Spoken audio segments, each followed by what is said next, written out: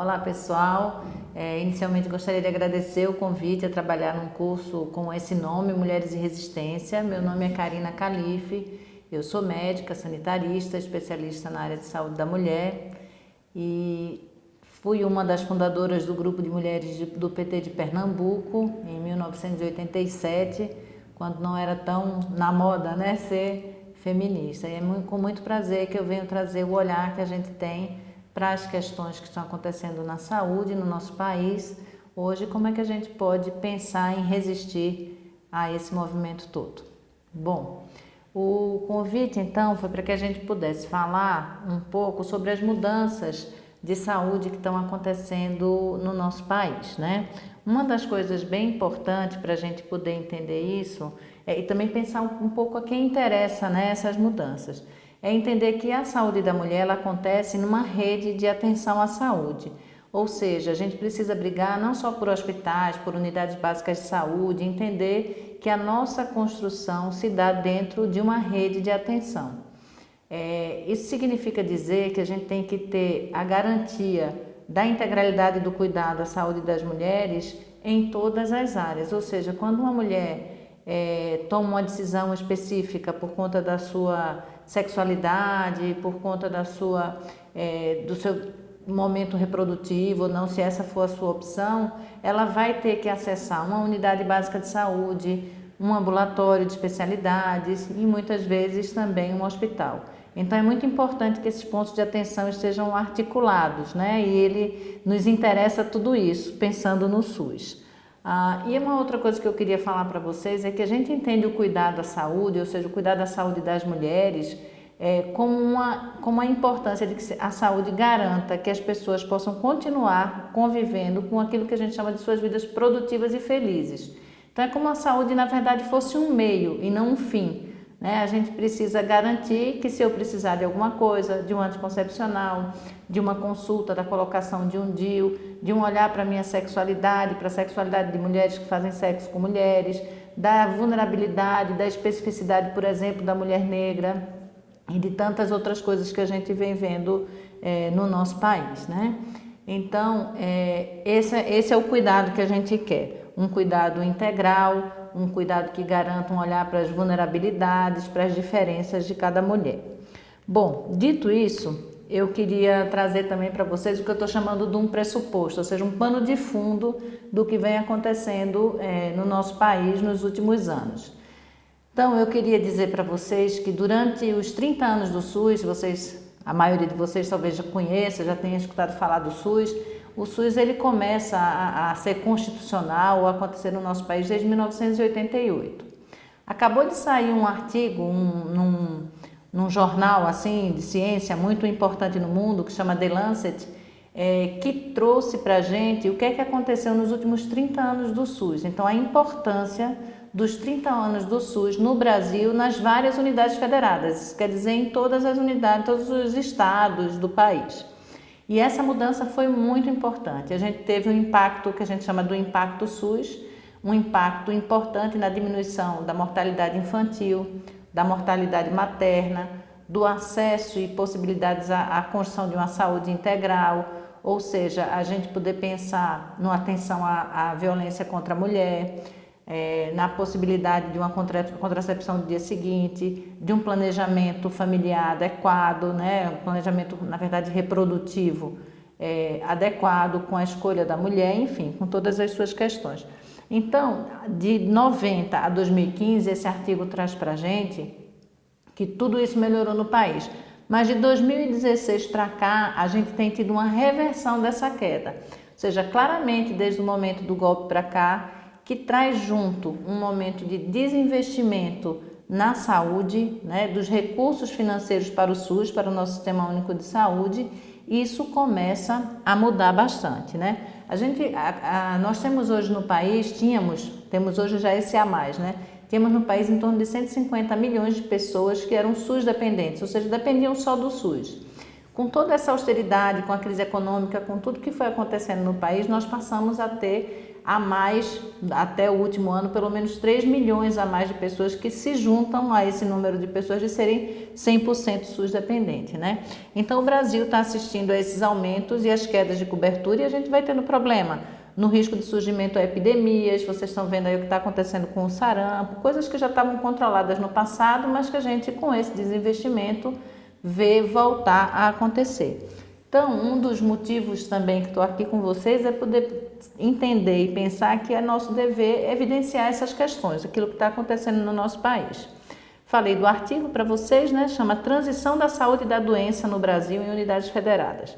Eu vou deixar à disposição para que vocês possam ler o artigo. Então, como eu falei para vocês, um aumento na expectativa de vida, diminuição da morte na infância, morte materna, diminuição por mortalidade por desnutrição, diarreia, doenças preveníveis, aumento do acesso na atenção básica, aumenta políticas públicas específicas para as mulheres, tanto mulheres em situação de violência, as questões LGBTs, um olhar muito específico para as mulheres negras, porque quando a gente tem a mudança que vai sendo comparada de 90 a 2015, que é tudo uma curva de queda, né? A gente vai mostrar para vocês que é tudo uma curva de queda. E quando chega de 2016 para cá, na verdade já na transição 2014 para 2015, 2016 vai piorando, essa queda deixa de acontecer, ela começa a estabilizar e até a subir um pouco. Né? Entre essas questões, a gente tem, por exemplo, o aumento da mortalidade materna, que é um dos indicadores mais importantes em relação ao desenvolvimento de um país, porque a mortalidade materna é um tipo de mortalidade materna, é a morte de mulheres por qualquer razão vinculada ao fato da gestacional, seja a gestação até o fim ou não. Um aborto, por exemplo, uma morte por conta de um aborto, ela entra numa categoria de morte materna, uma morte no puerpério. Então, é uma morte que a gente diz totalmente evitável, que não é para acontecer. E o Brasil é um dos países que tem maiores taxas e isso tem a ver com um monte de coisa na organização dos serviços de saúde, né?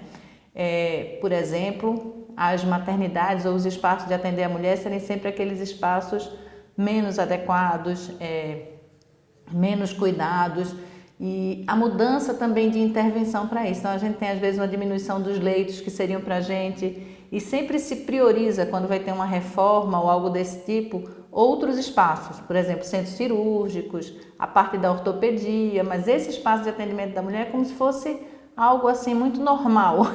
As mulheres adoecerem, se cuidarem, como se as mulheres fossem só fortes, e a gente sabe que todo mundo precisa de um cuidado humanizado e delicado, né?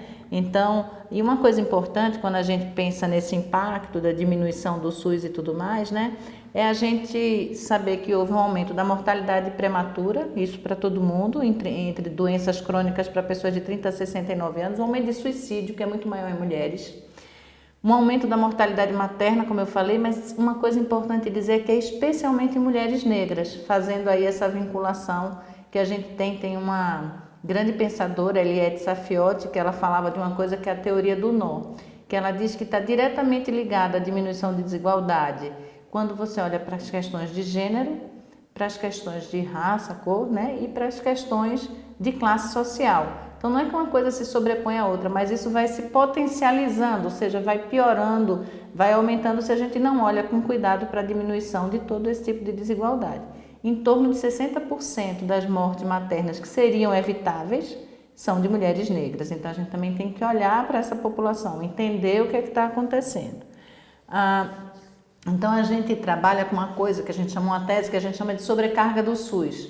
Então é claro que se um monte de gente deixa de ter plano de saúde e volta para o Sistema Único de Saúde, se a gente para de ter recursos, né, de financiamento, tudo isso vai impactar no que a gente chama de sobrecarga do SUS. E o que é que acontece? O desemprego, a redução da renda média, o aumento da pobreza extrema, a questão da violência, o estresse, depressão, tudo isso acontece cada vez mais em momentos de dificuldade, de crise econômica e também de crise com o que seriam nossos ganhos, né? A gente já avançou tanto em relação à autonomia das mulheres, aquilo que as mulheres têm direito de poder escolher o que fazer com suas vidas, como lidar com sua sexualidade, pensar até na questão mais geracional, essas questões. Então, isso é fundamental que a gente entenda, que é o que eu vou chamando aqui no nosso material, do que é que as mulheres têm a ver com isso, né? As mulheres têm a ver que a gente defende uma saúde integral. E se você tem menos recursos, se você tem menos investimento, isso vai atingir diretamente a nossa saúde de várias formas. Do ponto de vista psicológico, do ponto de vista de sobrecarga, de cansaço, de mais adoecimento, de mais infecção do trato urinário, de mais depressão, de muitas coisas que vão acontecendo quando a gente fala de saúde integral. E saúde integral é como se eu dissesse assim: toda mulher merece ter uma assistência para o que quer que ela seja, não é só aquilo que organiza. Então, às vezes, as pessoas nas políticas públicas organizam assim, só a saúde que eles chamam materno-infantil. Então, e a mulher que decide não ser mãe? E a mulher que se relaciona com outras mulheres, né? E as outras questões, as outras vulnerabilidades. A gente tem que levar em conta tudo isso, que a mulher... E a violência contra a mulher? Vocês sabem que a violência é uma das coisas mais tristes e importantes, e que o Brasil é um dos países que tem maior taxa de feminicídio. E quando a gente diz que tem uma diminuição no investimento dos recursos para o SUS, ele não é só quantitativo. Houve uma diminuição no primeiro ano que foi feito o congelamento, que eles congelaram os 20 anos, já teve uma perda, uma diminuição de quase 9 bilhões de reais de investimento. E isso não é só o quanto, é o como. Em relação, por exemplo, à política para enfrentamento da violência contra as mulheres, o governo Temer tirou em torno de 61% dos recursos de atendimento às mulheres em situação de violência. Então, isso é muita coisa, né? Algo que já é difícil de ofertar, que a gente já tem uma rede com muita fragilidade, fica pior ainda. Então, o que a gente diz quando a gente fala das diretrizes políticas, a atenção integral à saúde da mulher, a gente diz o seguinte, que os governos deveriam pautar uma saúde integral da mulher em todos os momentos da sua vida, né? Seja criança, seja adolescente, seja mulher, seja quando estiver idosa, enfim, nessa construção geracional em todos os sentidos. Pensando na sua saúde física, mental, emocional e por meio da defesa e do fortalecimento do SUS, que é o SUS que nos aporta e nos dá suporte para isso. E é isso, né? O golpismo, a gente chama assim que o golpismo fascista, ele tem um projeto de desmonte do SUS e de terceirização do sistema de saúde. E a gente vai perder muito com isso. Todas as pessoas, em qualquer classe social, com ou sem plano de saúde, sem o SUS, todos nós usamos o SUS, né? Quando a gente bebe água, quando a gente faz um atendimento, quando a gente toma uma vacina, então nos diz respeito a todos, né? Além disso, acho que tem um movimento muito grande de impor medo, de impor retrocesso, de tentar nos colocar de volta a um espaço onde nós não voltaremos, né? A construção e a busca da autonomia das mulheres, ela continuará acontecendo. Então, quando a gente pensa na saúde integral, a gente está dizendo que a gente precisa respeitar a autonomia das usuárias na tomada de decisão sobre a sua vida, em particular em relação à sua saúde, à sua sexualidade, à sua reprodução, numa perspectiva de autonomia, né? A gente tem visto aí, inclusive, discussões em relação à assistência ao parto, tenho participado bastante de algumas discussões onde se tenta ofertar escolhas que são completamente sem equidade, assim, né? Sem igualdade, quando você não investe naquilo que precisa, que é uma assistência humanizada e adequada às mulheres, e você oferta aquela escolha se faz cesárea ou não. Enfim, as mulheres têm autonomia para escolher o que elas quiserem, mas elas têm que ter uma saúde de qualidade ofertada para elas. Então tem que ter também a garantia dos serviços de saúde, né? De uma rede integrada de serviços que tenha essa abordagem integral, que pensem tanto na promoção, na prevenção da saúde, mas também no diagnóstico do seu adoecimento, no tratamento, na recuperação da sua saúde, daquilo que porventura vier a ocorrer. Uma oferta de cuidado que sempre esteja, ou seja, uma oferta de assistência, né, do cuidado às mulheres que sempre esteja construído com as melhores evidências. A gente não quer qualquer coisa, a gente quer coisa boa e que faça diferença para a nossa saúde. E um olhar para as diversidades, né, no que tange a sexualidade, as questões de raça, de geração, de identidade de gênero e de classe social. E uma garantia adequada também de infraestrutura física, um lugar onde a gente possa ser atendida de forma respeitosa, né? Então, é bem importante que os profissionais de saúde sejam capacitados, formados, aquilo que a gente chama de educação permanente, para nos atender com tudo isso que a gente precisa do ponto de vista da integralidade.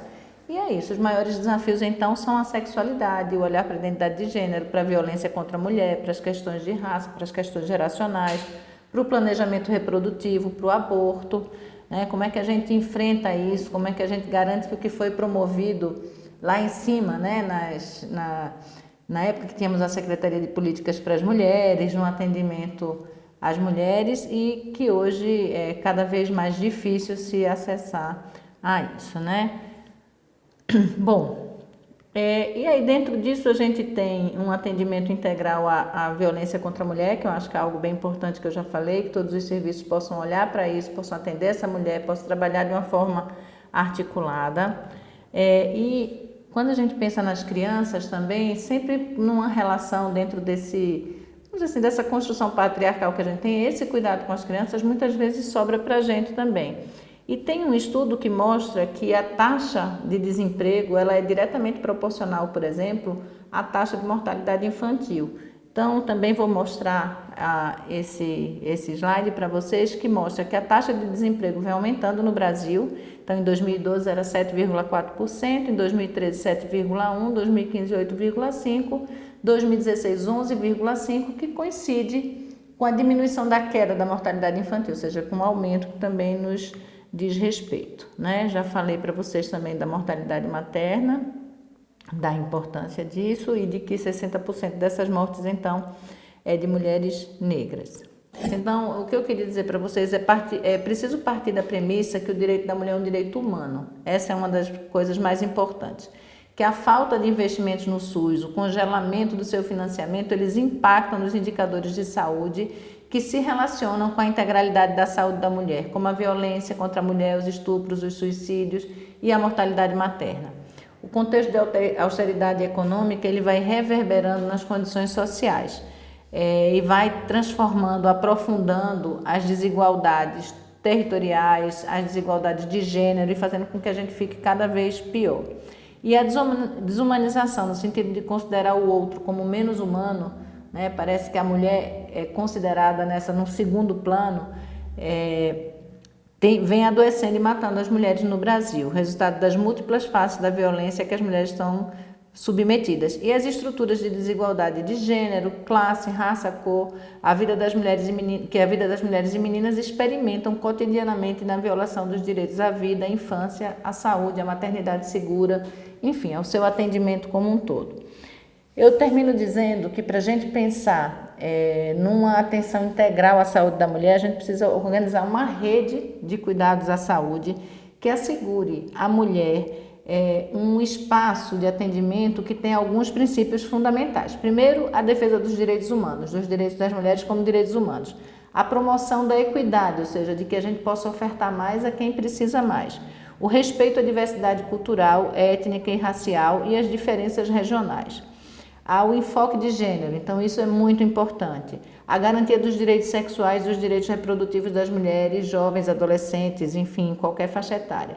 E uma coisa bem importante é que tudo isso a gente só consegue com a participação e a mobilização social, né? Com esse reconhecimento de que a gente não vai dar nenhum passo atrás em relação a tudo que a gente ganhou e garantiu em relação aos nossos direitos como mulheres, ao nosso acesso ao serviço de saúde, para que a gente tenha uma saúde integral e possa ser atendida em qualquer necessidade que tenhamos nesse processo. Espero que eu tenha ajudado, vou deixar aqui alguns dados com a equipe de coordenação. Esse texto do jornal Lancet, que fala do que aconteceu no SUS, de como isso impacta na vida das mulheres. Deixo também um outro texto que vem do meu doutorado aqui na Faculdade de Medicina da USP, que fala um pouco de como que as gestões e as políticas públicas elas ignoram ou elas deixam de levar em conta a prioridade do atendimento às mulheres, em especial às mulheres em situação de violência. Também um outro material que fala da questão do parto seguro e confortável, ou seja, que a mulher possa ter autonomia, garantir a escolha desse espaço e que também da sua sexualidade e um olhar específico para as mulheres negras que têm uma condição desigual não só de acesso, mas do atendimento integral à sua saúde. Acho que era isso, espero ter ajudado Obrigada e até a próxima.